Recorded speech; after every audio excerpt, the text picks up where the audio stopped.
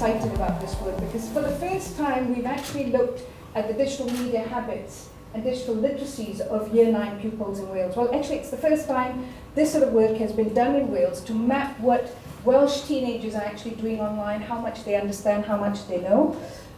That's not a good sign.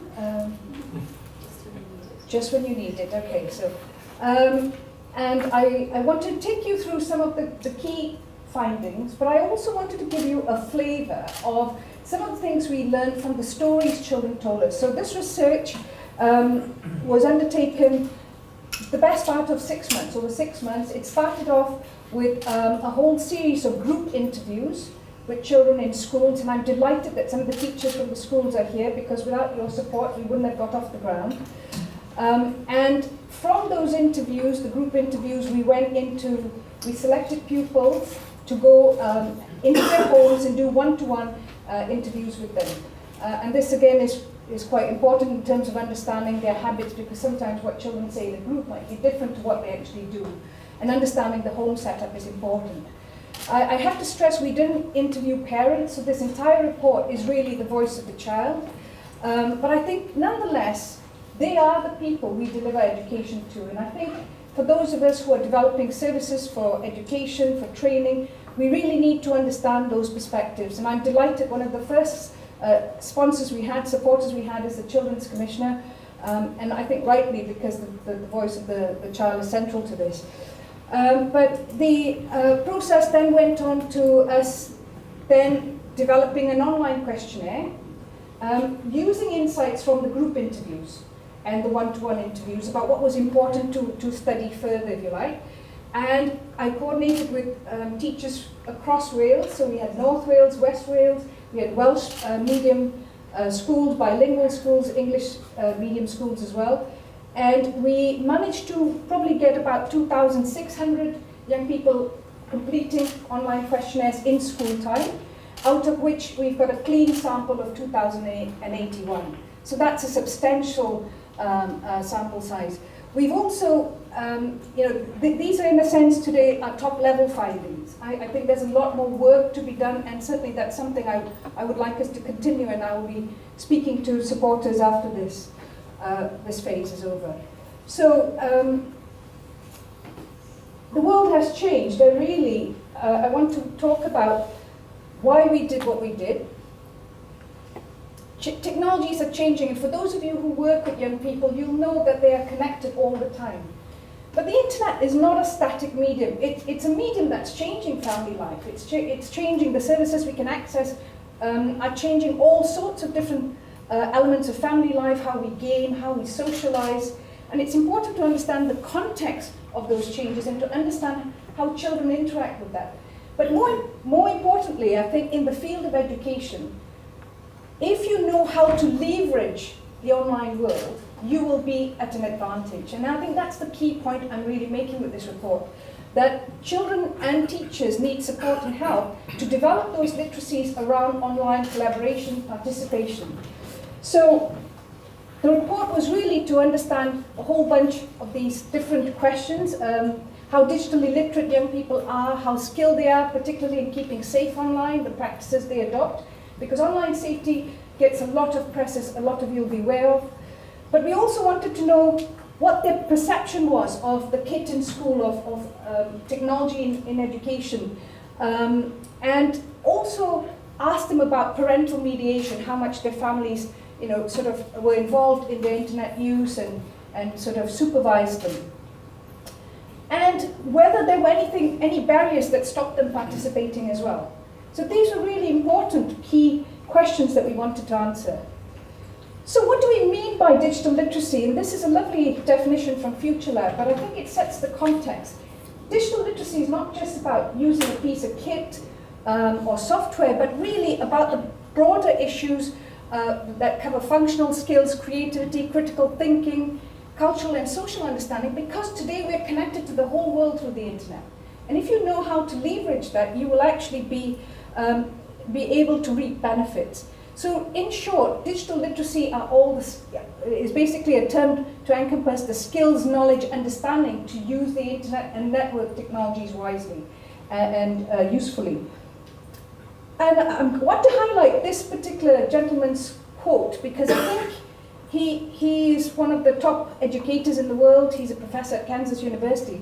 And that quote at the top says, encapsulates the idea really. The new media landscape, he says, is a pull environment. And that makes it essential that we inspire students to seek out the knowledge that's out there. The content isn't fundamentally different, but the environment just demands more curiosity and imagination. What that basically means is,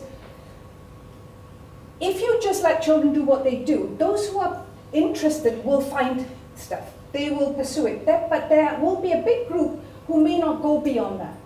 And so we as educators, we who care about good skills and development in Wales, need to think about whether we are inspiring them. And I think that's really the key point from that message. So I want to give you some insights from the qualitative interviews that we did. So these were the group and one-to-one interviews, and some of the things children say and do. So some of this are more general.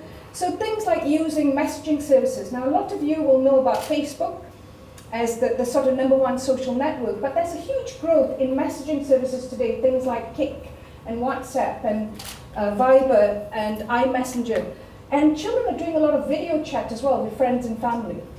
So children are actually using things like Twitter or Instagram for news, Kik to message friends and mess about.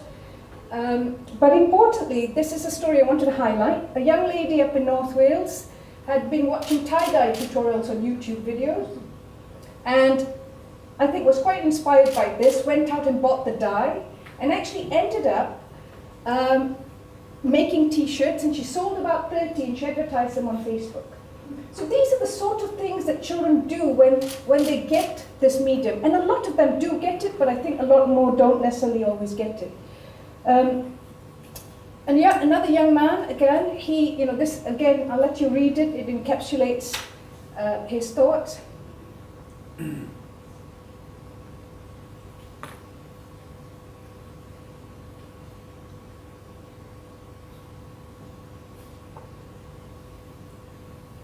So he's a Welsh speaker from North Wales, and I'm delighted because some of our researchers on the team are here as well, and without that support we couldn't have done it, and S4C in particular for supporting us in that regard. So this is where it comes to some more interesting stuff around education. When it comes to schoolwork, things like I just stick with Google, or the second paragraph, if I have a topic to research like say Jack the Ripper, to find out his real name, I'll use a few websites like Ask Me or Wikipedia, or go on people's websites. One might say Bob and another might say Rob, and if you get more Bobs than Robs, you go for that one. And I think that encapsulates the fact that that's how they're doing it. But I think there's a whole, there are whole critical literacies that we really need to push to ensure that children understand how technologies work and how the internet works. That's really key. But the second point, again, was very nice. This young lady was saying, learning Welsh, it wasn't sticking in my head. My sister said, write it down and keep going over it. But I went online and typed in how to remember. And she found a website on how to study. So children are, certainly inquiring, and there's good evidence of informal learning. But often the informal learning is around personal interest rather than academic interest. And this is where I feel there's a gap. Peer pressure, definitely, particularly when today we socialize online. So children do feel the pressure, like some of them said, I never put up my status when I was in year 7 because I thought I'd never have enough likes. If I had my Facebook now, I wouldn't mind it too much. And another young lady said, I might remove a picture from Instagram if it hasn't had so many likes. So it's not just a passive environment, it's an environment that provides feedback and informs how young people feel about themselves. And some, as you can see, are not so bothered, they're quite happy to leave things on, and so on. But I think the second point I want to raise here is how important these technologies are for young people to have a sense of belonging. I say this because often with the media and the press around e-safety, there's always a feeling that there's a lot of danger.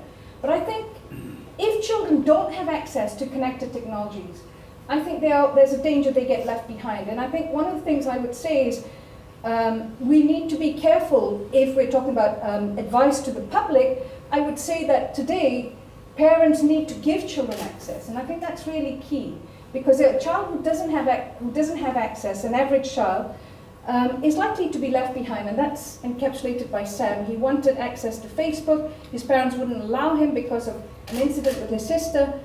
And he, there's a lovely poignant quote there, it'd be easier on Facebook rather than asking a girl for her phone number face to face. And I think that, again, tells you a little bit about what it means to young people. Negative experiences, lots of them, but the good evidence, we had 97%, I would say, children feel they can stay safe online, which is an incredible, and then 70% of children use about 4 strategies to keep safe. And I was intrigued by the number of strategies they had for keeping safe. Things like swearing in online games, unfortunately, it's just the norm. And so when you look at girls reporting sort of negative comments in boys, you find that girls report more than boys. Part of that could be because boys and girls socialize differently. We found that girls are big users of social media, like social network sites and so on. Boys are as well, but boys tend to do much more of that on online games. So when we develop internet safety advice, for example, we've got to be really careful not to just talk about it all as if it's one. So you need examples of context. So if a child plays an online game, then you want to highlight that. And similarly, so we need to take into account that the different environments online are different. So Facebook and Twitter are different, online gaming and Ask.fm are different. Children didn't like violent content. That was another thing. It's no surprise, it matches other research in the UK. But I want a couple of really interesting things that came up, how they kept themselves safe. So this young lady was talking about the fact that she'd had a message on Facebook, someone had messaged her to try and to contact her. So what she did was with her smartphone, she took a photo of the message that she'd received and actually put it up as her status on Facebook and asked her peer group if anybody else had seen it. And 40 children replied, "Don't go near it." So it's incredible to me that they have strategies for safety that we're often not aware of as adults. Another young girl was talking about being contacted by a boy who said he liked her, and using messaging again, so it doesn't matter where you live. This boy and this young lady were talking on Kik, which is a messaging service, and she basically pulled in her friends into the conversation so that they could interrogate him. And the long and short of it is they decided to block him. So I don't know, if you ask the boy, he probably felt bullied. But this was a boy sort of approaching a girl. And they are aware of privacy. But I would say this understanding is not, it's sort of, they seem to be aware of it, but they're not, their actions don't follow through. So for example, one young lady said, if someone says, "Do you know this person?"